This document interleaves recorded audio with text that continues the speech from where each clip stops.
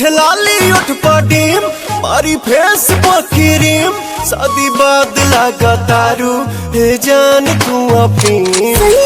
सेवा करे से दिया करना दूध पी हमें प्रोटीन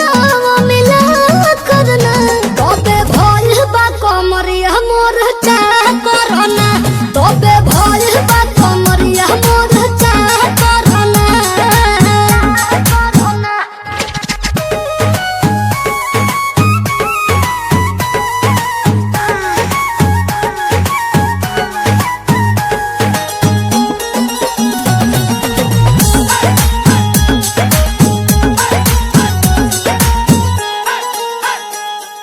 जगला में जो करे वो करे रात के मिलेला सुकून खाके राजा जी के हाथ के अच्छा लागेला कमर ककरी से भइल काटा हराबा हो गलिया लागेला जान टमा ताराबा हो गलिया लागेला जान टमा